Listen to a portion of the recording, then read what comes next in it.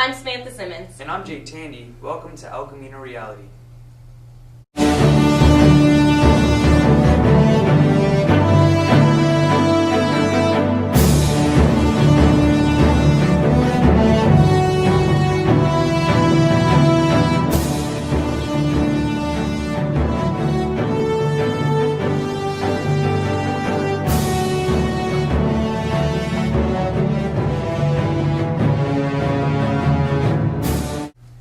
This month, Milo Fremont, Josh Reinstein, and Felix Pellegrino covered the SOPA controversy here at ELCA.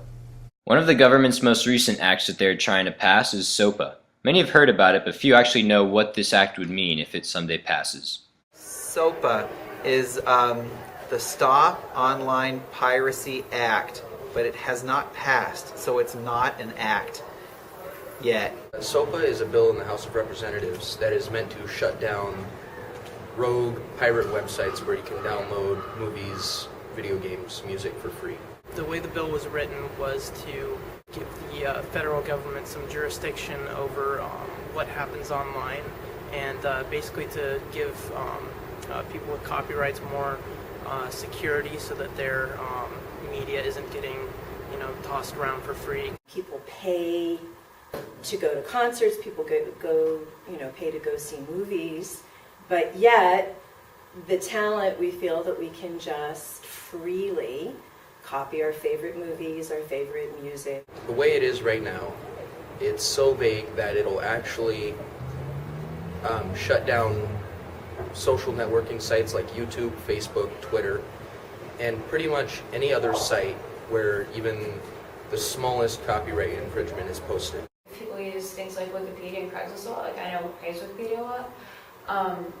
If SOPA passes, I'm kind of wondering if sites like that are going to be censored or taken out for whatever reasons. Like YouTube had a link to, let's say, Mega Upload, which just got shut down recently.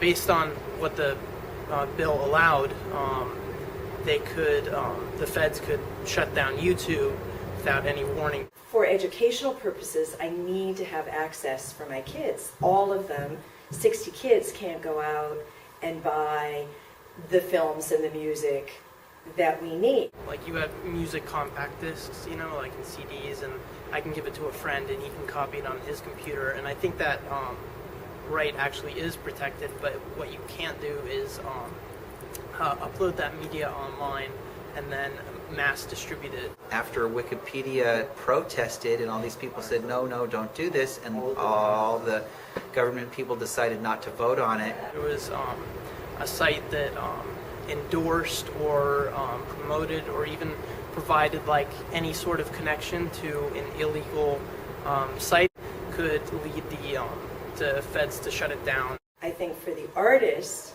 who are essentially being ripped off, stopping online piracy, I think, is really essential and really good. That's their livelihood.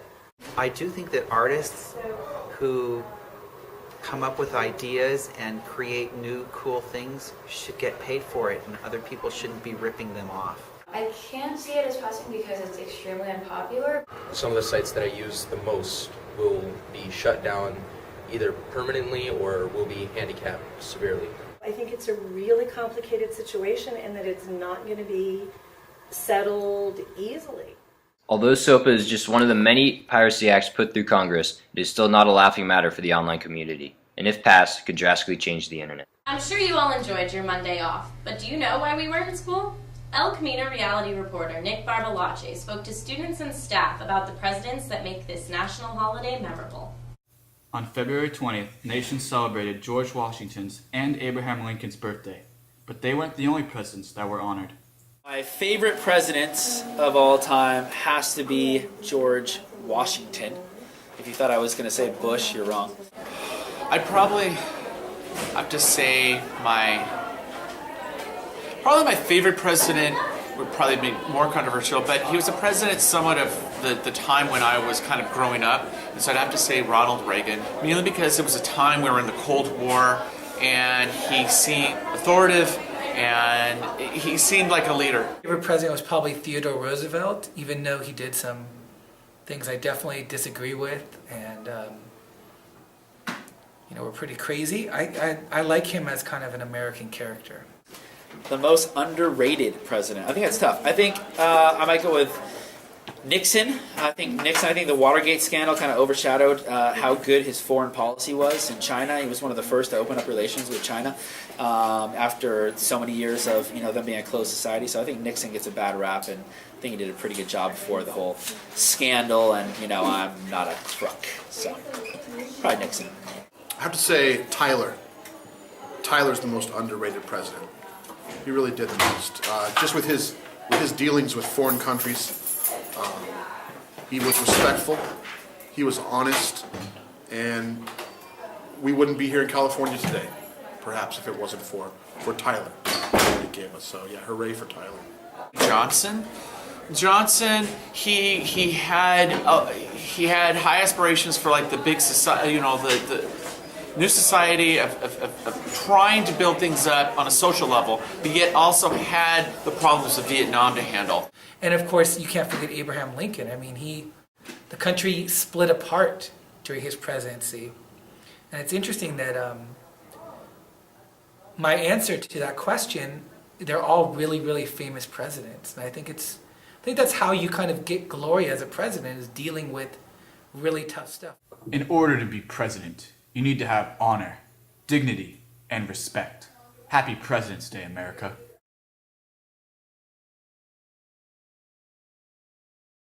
With spring right around the corner, students in the fashion design class are preparing their clothes for their fashion showcase, March 16th. Dance Fashion class is holding an annual fashion show on Friday, March 16th to present their hard work from this year. The fashion show is the premier event for the Art and Design Academy. So all the students who have been working with me over the years, now they get to show their stuff and show what they've learned and using their creative talent. So it's really exciting. It's the biggest event of anything that we do all year in the academy. So I'm telling my students right now, work as hard as you can. Think about, what things that you want to show off that really show your talents and your style. And so everyone's just working really hard. It's crazy here right now, but it's going to be a fantastic show. Last time we were stylists, so this is our first time actually making everything. So it's kind of stressful because we don't have that much time left, and yeah, it's hard. I come in the back room and I meet with them and they tell me about their inspirations, and then we kind of bounce. I like to give input, but at the end of the day, everything's their decision. They just kind of tell me their ideas and I give my input and then throw on the clothes and do my job. So last year when my teacher took us to Anderson Hall, while I was watching the fashion show, it looked like the models were having a lot of fun. So this year when one of the designers, James, came up to me and asked if I could be his model, I was like, yeah. They are all working hard to make the show fantastic.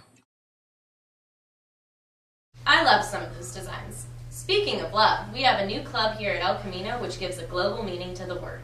Reporters Sarah Ramirez and Amy Ayala spoke to the club about their efforts. El Camino is full of charitable clubs that support people in need. One notable club is Love Club. Love Club is Lily of the Valley endeavor. It's an orphanage in South Africa for kids who have AIDS or their parents have AIDS, and they had to give them up because they couldn't take care of them because they didn't have the money or they were too sick. AIDS is a horrible disease, and not having a place to live is just horrible.